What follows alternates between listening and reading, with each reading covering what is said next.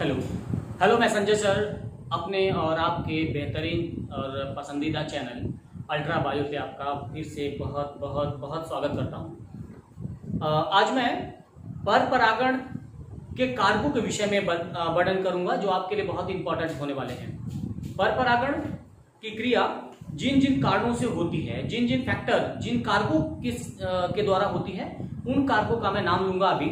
वायु द्वारा, जल द्वारा और कीड़े मकोड़े के द्वारा, इन तीनों के द्वारा पर परागण की क्रिया सफल होती है। तो आज हम लोग बारी बारी वायु द्वारा, कीड़े द्वारा और जल के द्वारा होने वाले परागण के विषय में अध्ययन करेंगे। सबसे पहले मैं बात करूंगा वायु द्वारा होने वाले परागण। वायु द्वारा जब किसी एक पुष्प का पराग कोश का परागकण वायु के माध्यम से उड़ता हुआ किसी उसी जाति के दूसरे पुष्प के वर्तिकाग्र पे जाता है और निषेचन की क्रिया कराता है, तो इस क्रिया को वायु द्वारा होने वाला परागण नाम दिया जाता है। अब समस्या ये बनती है कि वायु द्वारा होने वाला जो परागण होता है उसके अंदर उसके द्वारा कौन कौन सी समस्या हो सकती है। सबसे पहली बात यह है कि वायु द्वारा परागण की क्रिया होने के लिए समस्या सबसे बड़ी होती है अगर परागकण बड़ा हो तो। लेकिन यहाँ पे अनुकूल दशा की बात करें तो परागकण का छोटा होना सबसे बड़ी अनुकूल दशा है। वायु में उड़ने के लिए परागकण का छोटा होना आवश्यक है। परागकण बड़े होंगे तो वायु में वो उड़ नहीं पाएंगे, बल्कि नीचे वो लुढ़कते हुए चलेंगे, जो मृत हो जाएंगे। आधा घंटा, 1 घंटा, 2 घंटे के बाद मृत हो जाएंगे।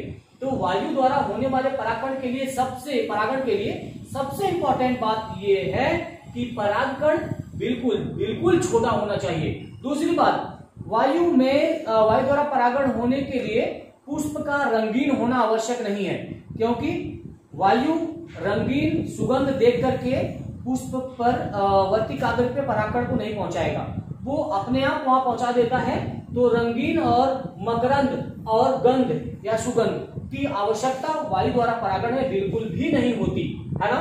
और तीसरी बात यह है कि ये एकलिंगी होने चाहिए। आमतौर पे परागकण की जो परागण की प्रक्रिया होती है वायु द्वारा, वो एकलिंगी पौधे में ज्यादा होती है, क्योंकि नर पौधे से निकला हुआ जो परागकण होता है वो वायु द्वारा मादा पौधे के वर्तिकाग्र पे जाता है। तो इस तरह से ये जो वायु द्वारा परागण की क्रिया होती है उसके लिए ये अनुकूल दशाएं होती हैं। परागकण का छोटा होना, रंगहीन होना, मतलब रंगहीन होता है, मकरंदहीन होता है, गंधहीन होता है और साथ में एकलिंगी होता है। इसी से संबंधित एक बहुत अच्छा क्वेश्चन मैं देने जा रहा हूं आपको कि मक्का के पौधे में परागण की क्रिया होती कैसे है। मक्का द्विलिंगी होता है, आप इस बात को समझें। मक्का द्विलिंगी होता है, उसके सिर के ऊपर ये वाला पुंकेसर होता है बिल्कुल ऊपर की तरफ, और नीचे की तरफ स्त्री केसर होता है, जहां ये भुट्टा होता है उसी के ऊपर की तरफ रेशम के आकार का चमकता हुआ ये जो धागा जैसा रचना होता है वो स्त्री केसर होता है, और ये किनारे पर वर्तिकाग्र होते हैं इस तरह से। तो ये स्त्री केसर होते हैं। तो वायु के द्वारा अच्छा, पुंकेसर में मक्का के पुंकेसर में लगभग 2 करोड़ के आसपास परागकण हो सकते हैं। ये आप रिमेम्बर दिस पॉइंट कि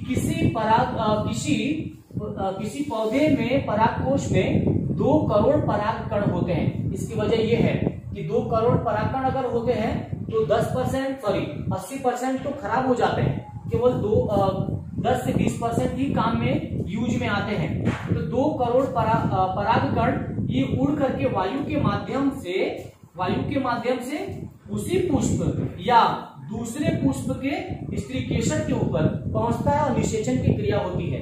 कभी कभी क्वेश्चन पूछते हैं कि भुट्टा में या मक्का में परागकोश कहाँ होता है और स्त्री केसर या वर्तिकाग्र कहाँ होती है। मैंने चित्र बनाया है, ऊपर की तरफ जो झालर जैसी रचना दिखाई दे रही है वो पुंकेसर होता है, इससे परागकण निकलते हैं। है ना, और इससे लगभग 2 करोड़ परागकण निकलते हैं, ऐसा मैंने लिखा है यहाँ। और ये जो गुट्टा होता है, गुट्टा के बिल्कुल किनारे पे रेशम जैसा हिस्सा बना होता है, रेशम जैसा बाल जैसा रचना बनी होती है, वो स्त्रीकेसर होती है। अगर और स्त्रीकेसर का बिल्कुल नीचे का जो हिस्सा होता है वो वर्तिकाग्र होता है और यही से परागण की क्रिया होती है। कभी कभी क्वेश्चन पूछता है कि अगर हम किसी मक्का के बीज के या मक्का का जो फल होता है उसके इस रेशम वाले भाग को काट के निकाल दें तो क्या प्रभाव पड़ेगा? तो इसका यह प्रभाव पड़ेगा कि निषेचन की क्रिया नहीं होगी। निषेचन की क्रिया नहीं होगी, स्त्रीकेसर को जब मैंने काट के निकाल दिया तो निषेचन की क्रिया नहीं होगी, और जब निषेचन की क्रिया नहीं होगी तब ये जो इसमें मक्का जो फल रहा होता है वो नहीं फलेगा। इस तरह से मक्का में परागण की क्रिया होती है। ये बहुत इंपॉर्टेंट है, ये अलग से क्वेश्चन पूछता है 2 नंबर का। ठीक, आगे चलते हैं। कीट के द्वारा परागण। कीट के द्वारा परागण ये बहुत इंपॉर्टेंट है। बहुत तरह के कीट जैसे मक्खी, मधुमक्खी, बर, घोंगा, पक्षी, चमगादड़, ये सभी मिलकर के परागण की क्रिया में भाग लेते हैं। तो सबसे पहले बात करेंगे कीट द्वारा परागण के लिए अनुकूल दशाएं। कीट द्वारा परागण के लिए अनुकूल दशाएं। कीट द्वारा परागण के लिए अनुकूल दशाएं, सबसे पहला बात तो ये है कि जो जो वर्तिकाग्र जो पुष्प होंगे वो बड़े होंगे, क्योंकि बड़े होंगे तभी इस पे ये सभी कारक इस पे बैठ सकते हैं, बड़े होंगे। दूसरा कारक, ये जो इसका वाह्य दलपुंज है और दलपुंज, ये दोनों रंगीन होने चाहिए। वाह्य दलपुंज या दलपुंज दोनों रंगीन होने चाहिए। इसी को देख करके आकर्षित होकर के ये कीट इसकी तरफ आकर्षित होंगे। तीसरी बात ये है, इस पे मकरंद होनी चाहिए। मकरंद मतलब एक मीठा तरल पदार्थ निकलता है, उसको उसी के स्वाद के लिए कीट आकर्षित होते हैं और परागण की क्रिया करते हैं। इसके अलावा इसमें सुगंध होनी चाहिए, है ना, और जब सुगंध होगा तभी बहुत से कीट सुगंध के माध्यम से एक फूल से दूसरे फूल पर जाते हैं। तो इस तरह से ये इसके लिए अनुकूल दशा हो गई। ठीक, अभी हम लोग पढ़ेंगे मधुमक्खी के द्वारा परागण की क्रिया कैसे होती है। मधुमक्खी के द्वारा या तितली वर्ग के द्वारा परागण की क्रिया कैसे होती है। एक सैल्विया नाम का एक पुष्प होता है। सैल्विया कुछ इस तरह का पुष्प होता है, रिंच के समान। यहाँ पे कीट को बैठने के लिए पूरा जगह होता है। यहाँ अंदर ये है स्त्रीकेसर और ये है पुंकेसर। सैल्विया में पुंकेसर पहले परिपक्व हो जाता है, स्त्रीकेसर बाद में परिपक्व होता है। जब ये पहले परिपक्व हो जाता है तो परागकोश बाहर लटक जाते हैं, और जब यहां से कोई मधुमक्खी जब ये अंदर प्रवेश करती है, या बर्रा जैसे कोई जंतु, कोई कीट प्रवेश करता है, तो उसके पंख से ये लगकर ये फट जाते हैं और फट के परागकण इसके शरीर के ऊपर आ जाते हैं। अब जब यहां से निकलकर दूसरे सैल्विया पे जाती है तो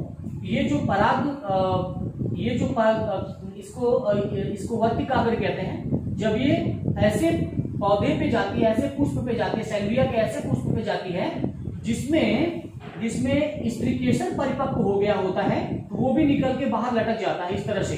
तो इसका परागकण इससे चिपक जाता है और परागण की क्रिया हो जाती है। इस तरह से सैल्विया में परागण मक्खी द्वारा होता है।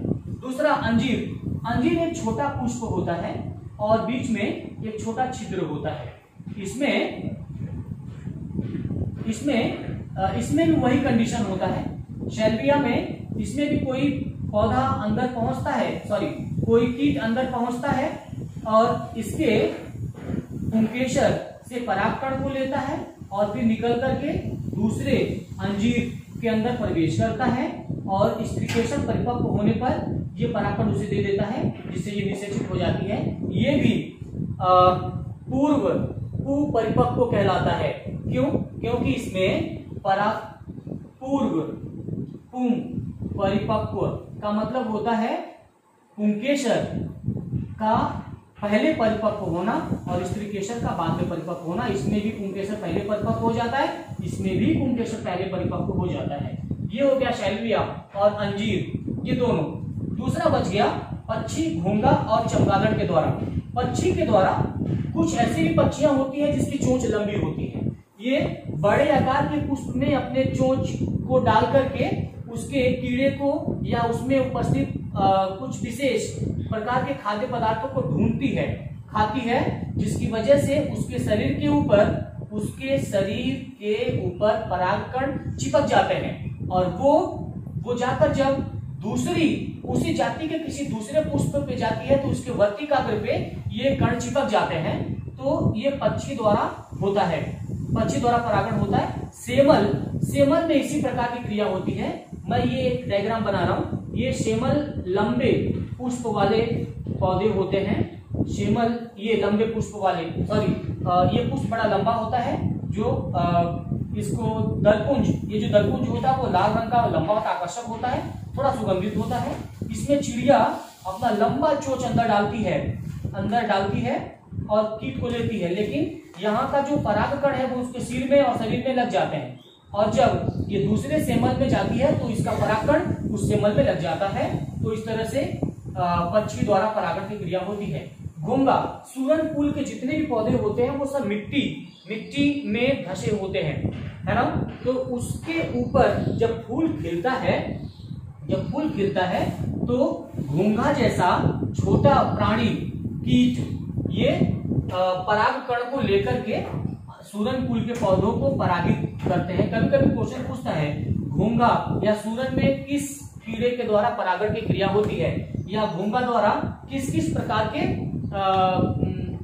पौधे में परागण की क्रिया होती है, तो सूरन फूल के पौधे में होती है। चमगादड़ रात्रिचर प्राणी है। रात्रि के समय वो विशेषकर कचनार और कदम्ब के पौधों पे वो ज्यादा निवास करता है। रात्रि के समय इनके सेवन के लिए ये जब जाता है तो इनके शरीर के ऊपर वो पुष्प का परागकण लग जाता है और फिर दूसरे पुष्प के वर्तिकाग्र पे पहुंचाता है, जिसकी वजह से परागण की क्रिया संपन्न होती है। तो इस तरह से वायु द्वारा और कीट द्वारा परागण की क्रिया होती है, वायु द्वारा और कीट के द्वारा। अभी जल के द्वारा परागण की क्रिया बाकी है, आप इसको नोट करें। मैं फिर एक मिनट में वापस आ रहा हूं तुरंत। ठीक, अब आपने वायु द्वारा और कीट द्वारा परागण को आपने देखा। अब अगला टॉपिक हम लोग पढ़ रहे हैं जल द्वारा पर परागण। जल द्वारा पर परागण में ये पढ़ेंगे कि जल परागण की क्रिया में कैसे अपनी भूमिका निभाता है। तो हम लोग अभी यहाँ जल के माध्यम से क्या है कि जो जलीय पौधे होते हैं, जो जलीय पौधे होते हैं वो परागकण को एक स्थान से दूसरे स्थान पर ले जाते हैं और वो जल के माध्यम से किसी दूसरे पुष्प के वर्तिकाग्र पे जाकर के परागण की क्रिया कराता है। तो इसको जल द्वारा परागण की क्रिया इसको कहते हैं। तो सबसे पहले इसमें दो टर्म्स आते हैं। हाइपोहाइड्रोगेमस, ये क्या होता है, ये बहुत इंपॉर्टेंट टॉपिक है। हाइपोहाइड्रोगेमस, जब परागण की क्रिया जल के सतह के नीचे तैरकर होती है, जब परागण की क्रिया जल के सतह के नीचे तैरकर होती है, बिल्कुल ये जल का सतह है और इसके नीचे कोई परागकण तैर रहा है और परागण की क्रिया को संपन्न करता है, तो इसको हाइपोहाइड्रोगेमस कहते हैं। बहुविकल्पी और शॉर्ट टाइप क्वेश्चन दोनों में ये क्वेश्चन पूछते हैं। और ये इस तरह का पौधा है न्यास जो पौधा है, ये इसके जो कण होते हैं परागकण, वो जल के अंदर घुलते हुए जाकर के किसी वर्तिकाग्र को ये परागण की क्रिया कराते हैं। दूसरा है एपीहाइड्रोगैमस। एपीहाइड्रोगैमस में क्या होता है, एपीहाइड्रोगैमस में क्या होता है कि पराग का कण जल के सतह के ऊपर तैरते हुए दूसरे पुष्प के वर्तिकाग्र पे जाता है। तो तो ये परागण की क्रिया करता है। इस प्रकार के परागण की क्रिया को एपिहाइड्रोगैमस के नाम से जाना जाता है। वैसिलनेरिया और हाइड्रिला इसी प्रकार के पौधे हैं जिसमें एपिहाइड्रोगैमस जैसी प्रक्रिया होती है। ये बहुत इंपॉर्टेंट है, दोनों से एक एक नंबर का क्वेश्चन या शॉर्ट टाइप या बहुविकल्पी क्वेश्चन पक्का पूछते हैं, आप इसको थोड़ा ध्यान से देखें। इसके बाद अनुकूल दशा की बात करेंगे कि जल द्वारा परागण की क्रिया में कौन कौन सा अनुकूल दशाएं हो सकती हैं। तो आप खुद से भी सोच के ये बता सकते हैं कि जल द्वारा परागण होने के लिए पहली बात क्या होनी चाहिए, परागण के ऊपर एक कोटेड एक लेयर होनी चाहिए जो जल में सड़ने से बचाता है। ये जो जल में परागकण को सड़ने से बचाता है, परागकण के ऊपर छोटे एक पतला लेयर होनी चाहिए, प्लास्टिक जैसा लेयर होनी चाहिए जो जल से सड़ने से बचाता है। दूसरा, परागकण छोटा होना चाहिए, छोटा तो होगा ही क्योंकि उसको तैरना है, छोटा और हल्का होना चाहिए, छोटा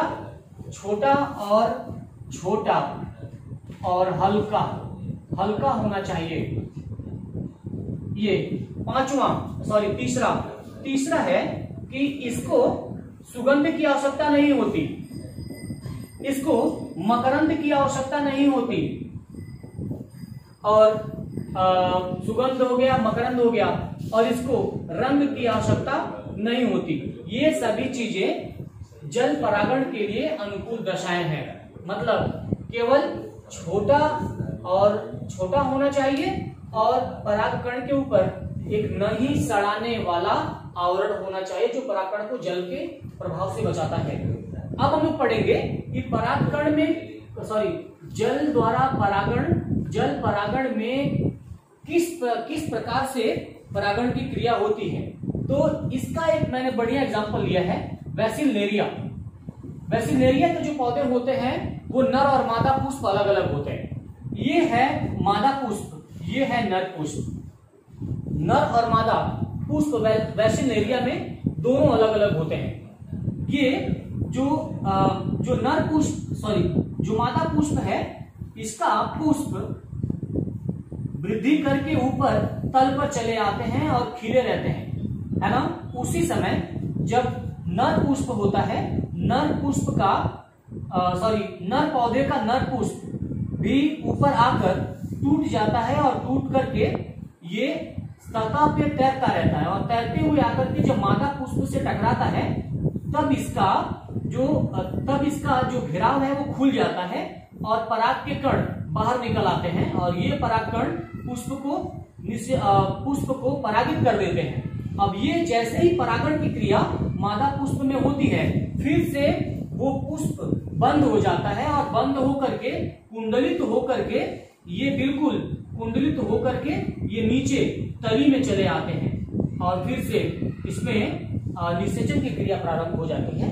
तो इस प्रकार से जल द्वारा परागण की क्रिया ये वैसिलनेरिया में भी ऐसे होता है और हाइड्रिला में भी ऐसे होता है। मुझे यकीन है कि पूरा जल द्वारा होने वाला परागण क्रिया आपको, बल्कि ये पूरा स्वपरागण और परपरागण आपको बहुत आसान से छोटे वीडियो में मैंने बताने की कोशिश की है। मुझे यकीन है आपको ये पसंद आया होगा, लेकिन मैं आपसे बहुत रिक्वेस्ट कर रहा हूं कि प्लीज आप वीडियो पूरा देखें, बार बार देखें, लेकिन आप चैनल को सब्सक्राइब करना न भूलें। Thank you.